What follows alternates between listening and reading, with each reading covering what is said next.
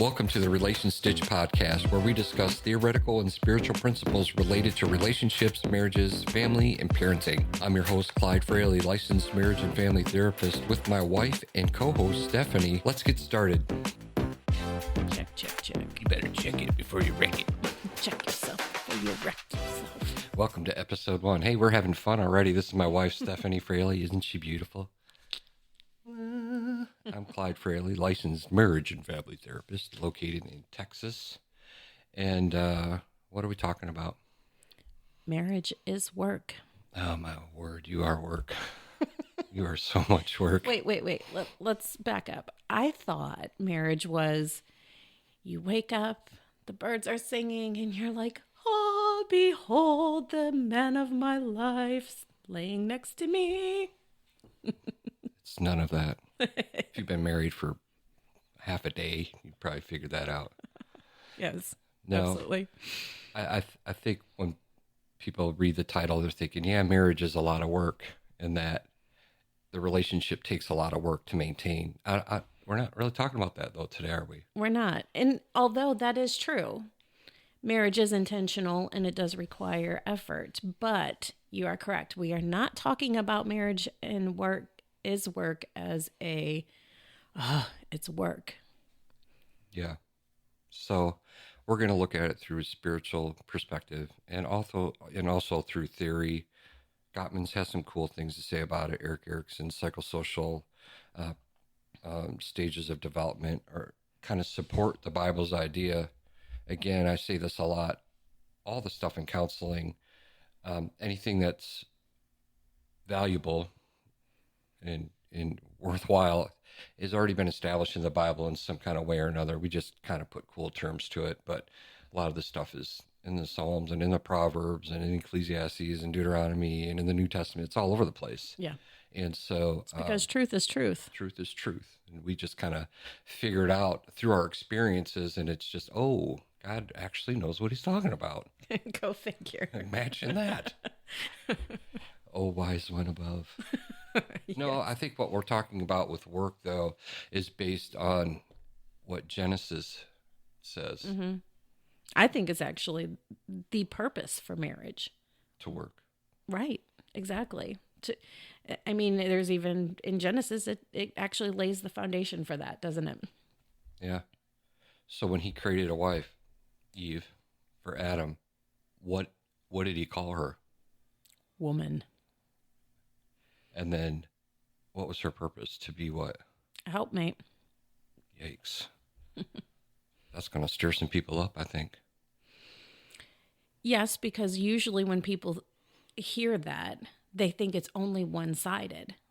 Mm-hmm. They say, oh, well, the woman or the wife's job is to help her husband. Yes, that's true. But there's also a responsibility that the husband has in it as well, too, that also comes into that. You are co-laborers. You are working together for a common goal, for a common purpose. In fact, Adam had been working the whole time before she even showed up. Right. And he realized, I need some help in this task. And God realized it is not good that man be alone. Yeah. I think God maybe didn't create Eve right off the bat on purpose either, because he could have made them on the same day or whatever, which that would have been probably distracting for them. But God wanted a relationship with Adam, one-on-one. And then you got some stuff to do, and I want you to figure out your purpose and really get in a flow so you know the direction you're going, so there's no confusion about that when I bring in this helper. Mm-hmm. Yeah, that's good. Was she suited for him? Absolutely. Mm-hmm. She was made right from his DNA. Took a rib from Adam and formed the woman from that. So already from the very beginning of their relationship, she was absolutely suited with a commonality mm-hmm. in how she was structured and how she was formed. There's commonality there. And that's really what I think in marriage today, that's what we look for, right? Is the commonality. I mean, in Amos, how can two walk together unless they're in agreement? Mm-hmm. There's got to be some commonality there. There's got to be bigger purpose. And that really is where the foundation of marriage lies. Yeah. Yeah. She has his DNA, which means she has a skill set that's going to be suitable for his vision. And she's going to have an excitement for that vision too, because it's already wired within her. Right. Right. And the rib also speaks of they're equals. The Quakers kind of came up with this thing that said, and I'm paraphrasing, but God didn't take a piece of Adam's head so that he would rule over her in that way, and he didn't take a piece of Adam's foot so that he would trample her, but from the rib, because it speaks of love and compassion and togetherness and equality and things like that. Yeah, that's good. And so I like that.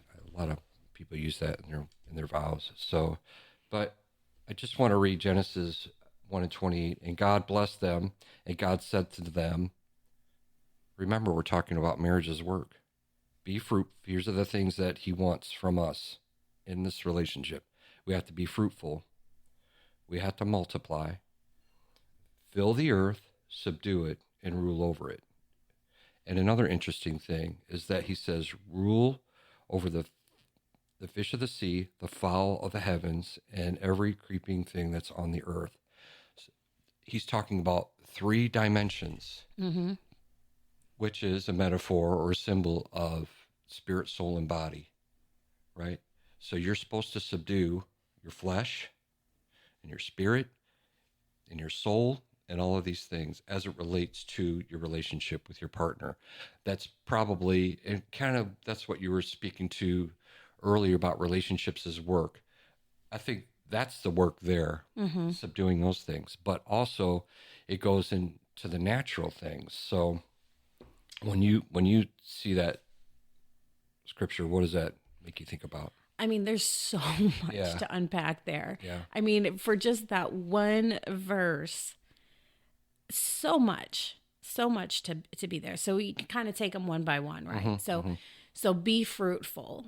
Okay, so what does that mean? And again, it's not saying, and God blessed Adam or God blessed Eve. No, he blessed them. And he said to them, that is a mandate that falls equally on both the husband and the wife. So be fruitful. So what does that mean? That together your relationship has to produce some fruit. There has to be some outcome, some byproduct that's good that comes from the relationship dynamic. So, I mean, just in that, I mean, you could probably build a whole episode just around being fruitful and what that means. But I think what I love about it is that God is saying it to them. Yeah. The other thing I think about with being fruitful is that's the first thing he said. And I think about the fruits of the Spirit. And if you possess those things, then that gives you the capacity to multiply. Because if you don't have the fruits of the Spirit and then you multiply, well, you're multiplying The wrong thing. a virus or something. I don't know. Yes, something, exactly. something not good. But God wants us to produce things that benefit the kingdom and our relationship and our marriage and all these things, all those areas. And I think you can even take it into like even a greater degree. Like, yes, those fruits of the Spirit and having those spiritual strength and that spiritual benefit is there. But I also think there's a natural element to that as well too. Like, even like, look at our dynamic, right?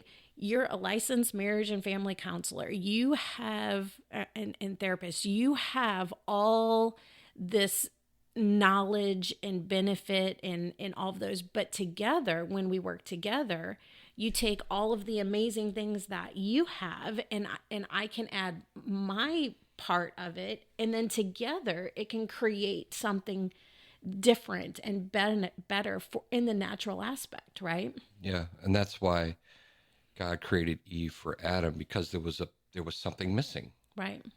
Everything that Adam did was good, but it became better and it became more whole when they were joined together. And some theologians would say that only the true expression of God in a person is manifest when they're actually married, Interesting. because there's a piece there. Right. And I'll let you decide if that's valid or not, because there's a lot of single people out there, and I don't want them to Right. think that they're not whole in Christ because he is our everything, and we're married to him and all of that. So I get that. But some people look at it like, to be complete in that way, husband and wife, they complete, you have me at hello, and you complete me. So, Well, I think for me, and this is just me speaking, I think it's a level of degree. okay. So, for example, when God forms us, puts us on this earth, He places within us a plan, a purpose, a destiny, and He's like, He sends our little spirit into the womb to be stitched to our mother, and then we go through life in a pursuit to accomplish that, right? And that doesn't mean that you have to become married in order to accomplish that purpose. But there's a strength that comes in marriage when you can find someone that you can lock arms with and say, okay, we're going to do this together. We're in agreement on what it is we are here to do. Mm-hmm.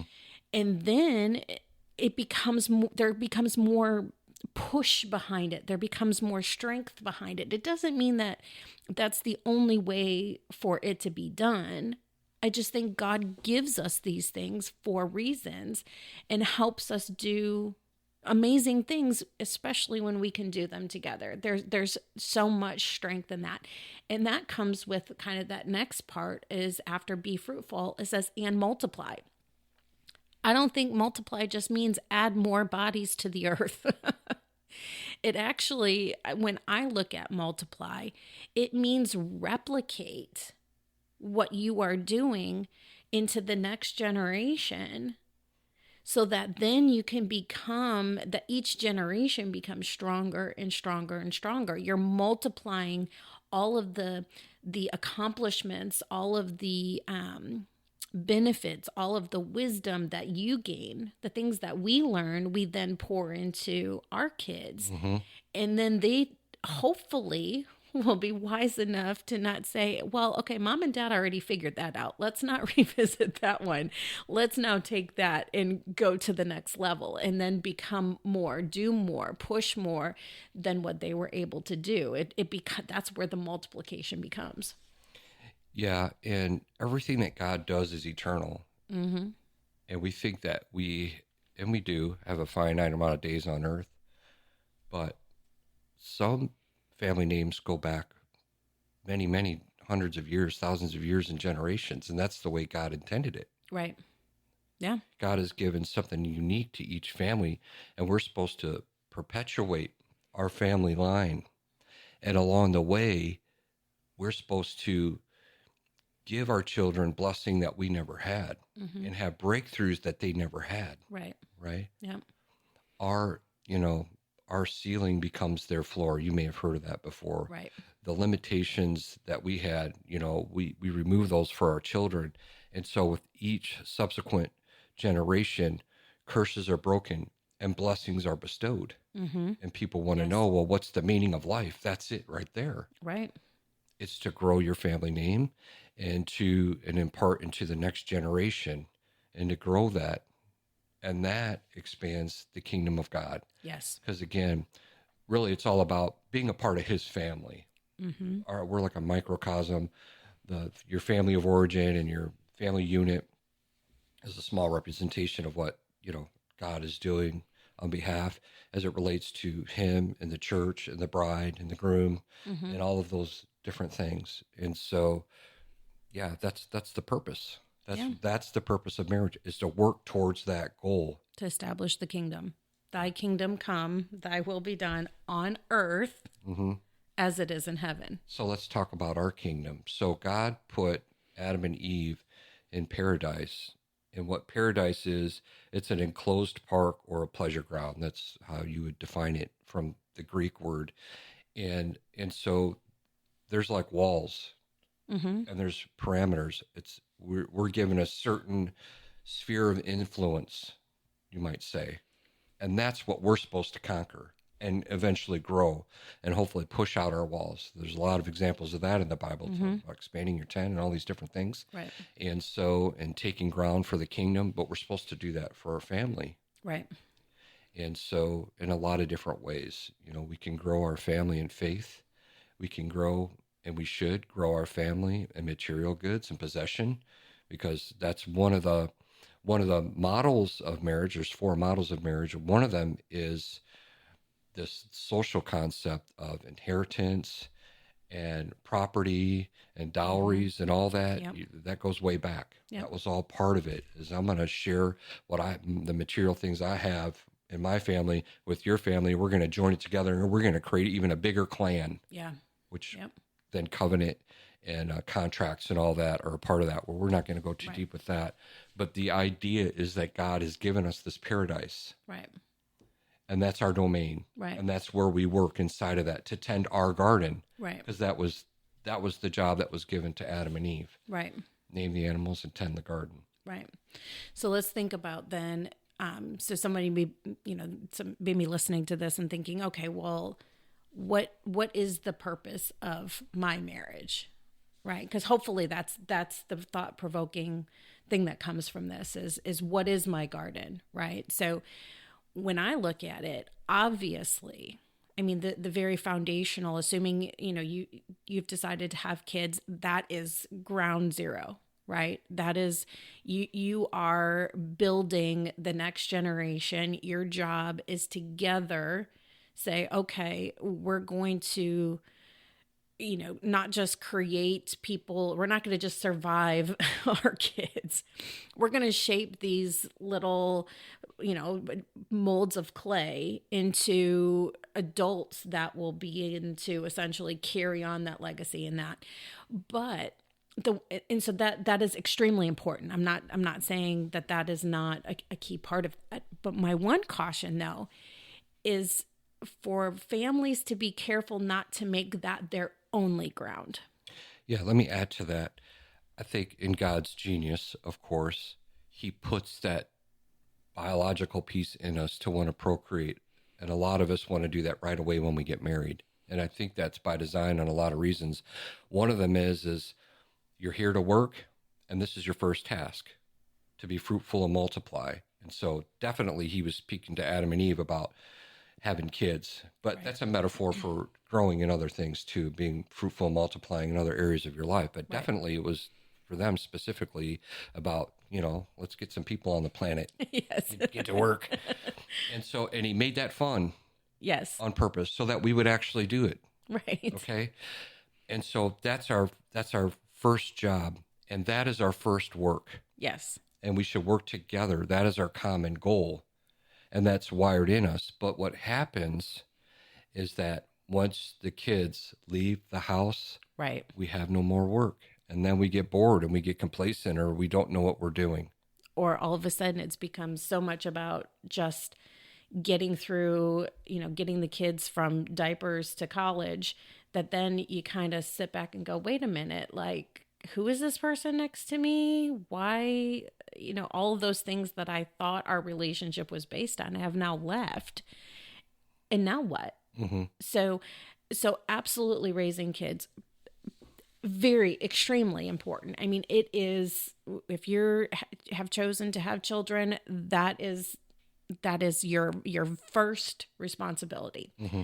But it's also very important to find a way to produce fruit and multiply even outside of the family dynamics, because when you have that common goal, so we talked about earlier, how can two walk together unless they agree?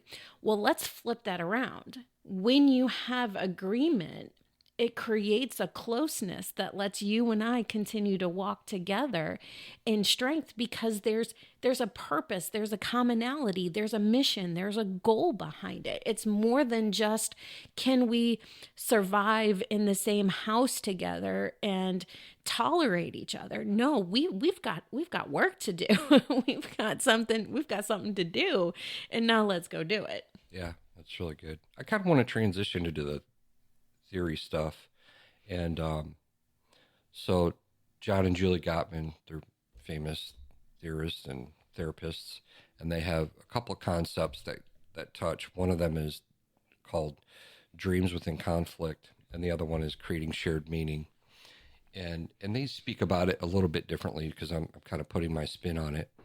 But sometimes couples, so let's say your dream is to travel and to meet new people and to have new experiences. And my dream is to have a cabin in the woods and to be away from people and have some quiet time. There's no truth in that at all. Yeah, right, exactly. If it was up to you, you would be like in the middle of nowhere. I would, because I like that quiet time. And I'm introverted and she's extroverted. So, but if you're not careful, you can let those dreams pull you apart. Right. And that creates conflict, obviously. I want to spend our money on travel. I want to go to Europe and I want to do this, that, and the other. And I'm like, no, we're going to go buy a property out in hill country and look at rocks and it's going to be beautiful. And so, in that instance, you're going to have a common goal. Right. It's okay to have those individual dreams, but what's that thing that keeps you together working towards a common thing? Because it's that work that keeps us bound together. Right.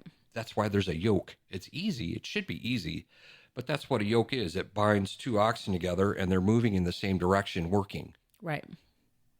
It says to be not unequally yoked with an unbeliever. It doesn't say that you shouldn't be yoked with somebody. Right.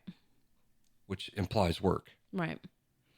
And so that's what the Gottmans talk about. And creating shared meaning are the little things that help you develop that, those connections, those bids for attention. Right. Are all should eventually in some way or another align with that bigger goal or that bigger task. And so, that's really important. So I was saying, even theorists see this in a way. I think Erik Erikson even did a better job talking about it. He has 8 stages of psychosocial development. And so the one I'm thinking about in particular is generativity versus stagnation. So once you get into your 40s, which is probably when you start becoming an empty nester. Right. Okay. For some people. Right. Generativity speaks about you giving back to the community, you doing something bigger than yourself, or you become stagnant, which causes you to be depressed and woe is me and I'm bored and all of that. So which is probably where that seed of a lot of division in relationships comes from is that right there. Yeah. Yeah. And even with the stage ahead of that, which is intimacy versus isolation. When you're younger, you have that drive to find someone so that you can work. Mm-hmm. Right. Love and work and all and toil. It shouldn't be toil. Toil and work are different. Yes. Toiling is you just spending energy but there's really no production out of it. There's no fruit. Exactly. All right. And the last stage is integrity versus despair. So once you get to like 65 or so, you'll have this feeling of, I can look back on my life and see that I have a legacy. Right. That I built something enduring. Because you're going to one day wake up and be like, I got about 5 days left on this planet. Did I do anything with my life? Right. You're going to start reflecting on your life. And hopefully you can say, yeah, I built something. I had kids and I raised them to the best of my ability and they're productive members of society and they're serving God and building the kingdom and all of those different things. And I had love and life and happiness and all of those things. Or there's despair. It's like, man, I didn't do anything with my life. I was self-serving and I was selfish and I, wanted to do things my way and I didn't want to work. Work is hard, but it's fulfilling. It's more fulfilling than just relaxation. It's more fulfilling than recreation. Think about recreation. Recreation is a lot of work with no product behind it. That's good. It's like, I'm going to go to the gym and work out. I mean, you stay fit, but what is it doing to the community? It helps you personally. I'm not saying there's no value in it, but man, it's a lot of hard work to go play football or to do a pickup game. And it's a lot of fun, but is it building the kingdom? is it adding to our community in a significant way? That's work too. And all of it has value, but we're within the context of what we're talking about. Yeah. Let's not toil. Yeah, exactly. So when you think about marriages, it sounds like the very best approach to marriage is to have these conversations before you choose your mate. Mm. Yep. Not saying that corrective actions can't be, I mean, we're not trying to say, oh, sorry, your window of opportunity has passed and you can't, bring an existing relationship, an existing marriage into the right place. It's just a little bit more work to do that, right? Mm-hmm. The best case scenario is to have the conversation about where we go and what are we doing before we even enter marriage. Mm-hmm. Because then when the marriage has a foundation of a greater purpose, some of those things like, we have irreconcilable differences kind of goes away, right? Because think about what you just said. Exactly. You don't have irreconcilable differences because you have a common purpose, Your a common differences goal. are so great that they're irreconcilable. Right. You shouldn't have that many differences. Right. You should be aligned. Right. Yes. That's good. I mean, when done right, there's so much power behind marriage. So much power behind marriage. And I think that the reason why our divorce rate is so high is because people have no idea what they're doing when they enter marriage. Like if the foundation of your marriage is, she's hot and, he makes a lot of money and, we'll have a good life together. Okay. But what are you doing with it? Our Instagram posts are going to be awesome. Our babies are going to be so cute. Oh, my word. We can dress them up all fancy. How fancy that. I agree. The criteria by which you choose your mate is super important. And a lot of time it's superficial. Yes. I need my man to be 6'2" and have a degree and do this and that. And those things are important because you want to be attracted to your partner. But the first thing is, where are you going in life? I want to make sure we're going in the same direction. Right. Right. And I want to work alongside you in creating something amazing. Yeah. I mean, God talks about it. 1 can put 1,000 to flight. 2 can put 10,000 to flight. The power of marriage is in that multiplication. And so when you can start from a position of agreement and a bigger purpose and a goal, like I said, having kids, yes, it is a part of that, but it also can be more than that. So that's the best case scenario. But then what about the relationships that, you may be 10 years in, you may be 15 years in, and you're like, wow, like I could be getting so much more from this relationship. How do we course correct? So what would be your advice for people who are in that stage? Start having conversations is where you start. Like, I'm bored. Okay, what do you want to do? I mean, it's as simple as that. But then you're going to have to go deeper. What speaks to you? What are the causes that you're drawn to? What are the things in society that you feel like need help? Mm-hmm. Maybe you're called to help in child trafficking. And your partner may have never known that. Like maybe you're seeing stuff on the internet that touches you in a way like, man, I would love to be a part of that somehow to help fix that. And they might not even know until you have a conversation. Right. You're going to get it. You're going to have to go a little bit deeper and search yourself. And you're going to have to stop being so selfish and self-centered. We're going to talk about that next episode about the power of sacrifice and being selfless. Because, man, we can't get into it. But when you die to yourself and you live for someone else and they die for you, and, no greater love had the man than this, that he lays down his life. And that's what marriage is. I'm laying my life down for her, and she lays her life down for me. And when we lose our life, we find it together as a couple, So that's what I would start with, is having conversations and start figuring out what are the injustices that we see and how can we fix that. maybe just Or simple as what can we be passionate about together? right. That's what it is. Find Maybe, out that where the overlap is. right. Or maybe it's not even like fighting for, I mean, obviously fighting against injustice, amazing. But like, what can we be passionate about together? Maybe it's pickleball. You know, at least it's like if we can start finding those areas of commonality and constantly be searching for those areas of commonality, then it starts getting bigger and bigger and bigger and bigger. And actually, you know, that is where I think actual true relationship intimacy is in those conversations.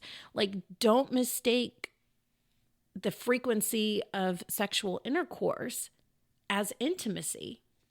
Actually, some of the times I feel closest to you is when we have those conversations at the end of the day, when we talk about here's what's going on with the kids, or here's what God's been speaking to me about, or let's talk about your practice, or let me tell you about my job. Like some of those times when we just spend, you know, usually with the lights off in the middle of the living room. You know, our oldest will come in and be like, what y'all doing? This is kind of weird. But those are some of the moments of greatest intimacy that we have when I feel the closest to you, when I feel our bond is connected the most, is when we have those conversations about life. Yeah. And just take that time. And yeah, sometimes we're tired, but it's worth it. It's worth pressing in and having that and spending that time. Even if it means at the, I'm not saying always, but even if it means at the expense of actual physical intimacy, like that closeness together, that adds so much power. And so even if you can just take, I mean, I know people talk like from a natural perspective, go on date nights, go and do these things. And yes, those are good. But if you never get to have the conversation, like I don't care if you do it at a steakhouse or you do it in your living room or you go for a walk in the morning, like just take the time to just talk. Yeah. You know, that is where I think that's how you can also help course correct, is just like you said, have the conversation. Yeah. Always be curious about your partner. You should be learning stuff about them frequently, you know, and hopefully they're a mystery to you and you dig and you want to learn more about them. And so I kind of came up with this cycle that I think that you could think about and try to get into the habit of doing this because so the first one, which is what we're talking about, is have a vision. Because you're going to perish otherwise. If there's no purpose, there's no vision, what are we doing? Right. We're just existing to have fun exactly. And to be hedonistic. Yeah. That's not what God wants. No. God is about action and growth and expansion. So if you have a vision, now you have something to work towards together. And when you work with someone, you get close to them. Yeah. Really fast. Yeah. If you've ever been on a retreat or a conference where it's a team building thing, man, you get to know those people quick and you build a bond with them very fast. It's amazing. Imagine doing that with your partner where you're working together on a task and you both have assigned, you know, duties and you're working towards this goal. Okay. And then it gets to this place where you accomplish that goal and then you get to share and you have this sense of victory and accomplishment. Yeah. Now, what kind of intimacy does that bring? Yes, exactly. That's a whole nother level. It's like, I'm not having makeup sex all the time. I want to celebrate with you. Yes. Yeah, exactly. Let's have a victory. Yeah, let's have a victory. You know what I'm saying? Yes. So, and that celebration, that brings closeness. And after that, there's a period of rest. Right. We went through a lot of things. Stephanie, you had cancer, and we fought that together. Yeah. And we celebrated that healing that came from that. And then we entered this little season of rest for about a year or so. And then COVID kind of forced that. Yeah. Thank you, COVID. You will rest. Yeah. This episode brought to you by Pfizer. And so But then we celebrated over that. And then there was a period of rest. And then we went into some other big things. And then we just got through that. And now we're entering into another thing, you know? Yes. Let God, it's a journey, man.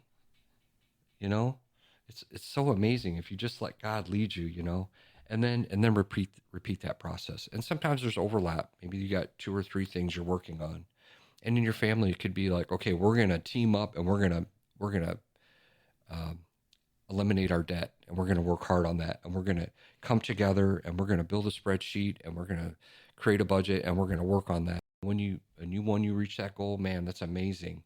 Or we're going to buy a house, and so we're going to save up, and we're going to work hard, and we're going to get our down payment together, and we're going to do this together. Same with raising the kids. We're going to be aligned, and we're going to be a united front, and we're going to raise our kids, and we get to see the fruit of that as they grow and go out into the world and you know, make a name for themselves and for your family, you know.